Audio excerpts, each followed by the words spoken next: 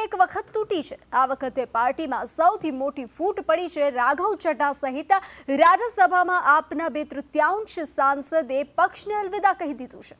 કેજરીવાલની ટીમમાંથી 7 મોટા ચહેરાએ ભાજપનો હાથ પકડી લીધો છે, જેમાં મોખરે છે રાઘવ ચઢ્ઢા। ત્યારે શું છે આંતરિક કારણો જે આમ આદમી પાર્ટીને સતત વિખેરી રહ્યા છે? જોઈએ આ રિપોર્ટમાં। આપના કિલ્લામાં ગાબડું, કેજરીવાલથી દૂર જતા સાથીઓ, ઘાયલ છું એટલે ઘાતક છું। થોડા સમય પહેલા શબ્દો કહેનારા રાઘવ ચઢ્ઢાએ આમ આદમી પાર્ટીને પંજો મારી દીધો। રાઘવ હવે ભાજપના થઈ ગયા છે। રાજ્યસભા સાંસદ સંદીપ પાઠક અને અશોક મિત્તલ સાથે રાઘવે આમ આદમી પાર્ટીને રામ રામ કહી દીધા અને તેના એક જ કલાકમાં તેમણે ભાજપનો ખેસ પહેરી લીધો। આ સાથે જ પ્રામાણિકતા અને નૈતિકતાના દાવા સાથે રાજકારણમાં આવેલી આમ આદમી પાર્ટીને અત્યાર સુધીનો સૌથી મોટો ઝટકો લાગ્યો છે। આટલું જ નહીં, રાઘવનો દાવો છે કે ફક્ત 3 નહીં પણ રાજ્યસભાના 7 સાંસદો ભાજપમાં જોડાશે, જેમાં રાઘવ ચઢ્ઢા ઉપરાંત સંદીપ પાઠક, અશોક મિત્તલ, હરભજન સિંહ, સ્વાતિ માલીવાલ, રાજેન્દ્ર ગુપ્તા અને વિક્રમજીત સાહનીનો સમાવેશ થાય છે। એટલે કે આમ આદમી પાર્ટીના રાજ્યસભામાં 2/3 વધુ સાંસદો ભાજપમાં સમાઈ જશે। 3 लोग तो आपके सामने बैठे हैं। इसके अतिरिक्त world class cricketer Harbhajan Singh हैं, राजेंद्र गुप्ता जी हैं, विक्रम साहनी जी हैं, स्वाति मालीवाल जी हैं और हम 3 तो आपके सामने बैठे हैं, अशोक जी, संदीप जी और मैं स्वयं। આમ આદમી પાર્ટીમાં મોટા ચહેરા ગુમાવવાનો સિલસિલો સતત આગળ વધ્યો છે।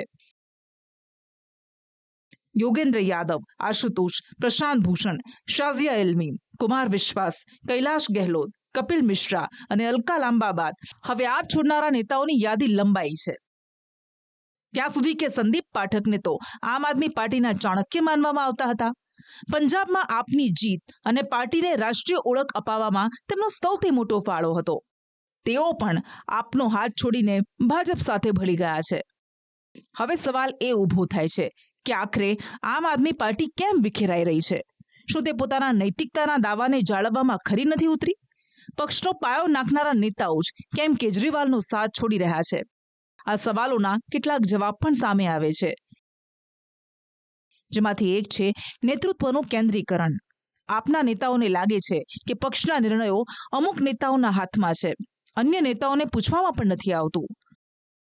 પક્ષમાં આંતરિક લોકતંત્ર પર પણ વખતો વખત સવાલ ઉઠતા રહ્યા છે। ટિકિટ અને પદના વિતરણમાં પારદર્શિતા અને પરામર્શની ફરિયાદો સતત વધતી રહી છે।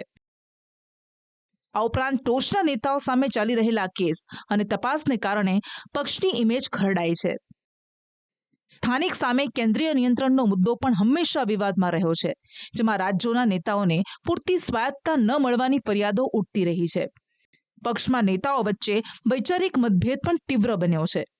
ભ્રષ્ટાચારને દૂર કરવાનું અને જનતા કેન્દ્રિત વહીવટ આપવાનું વચન આપીને સત્તામાં આવેલી આમ આદમી પાર્ટીના સંયોજક કેજરીવાલ પર જ જ્યાં ભ્રષ્ટાચારના આરોપ લાગ્યા છે, ત્યારે આ મુદ્દે પણ પક્ષમાં આંતરિક અસંતોષ સમયાંતરે વધતો રહ્યો છે। એવામાં હવે આમ આદમી પાર્ટીની મોટા ચહેરાની ફોજ સંકોચાઈને ગણ્યા ગાંઠ્યા ચહેરા રહી ગયા છે, જે આમ આદમી પાર્ટી અને ખાસ તો કેજરીવાલ માટે અસ્તિત્વનું સંકટ છે। બ્યુરો રિપોર્ટ, સંદેશ ન્યૂઝ।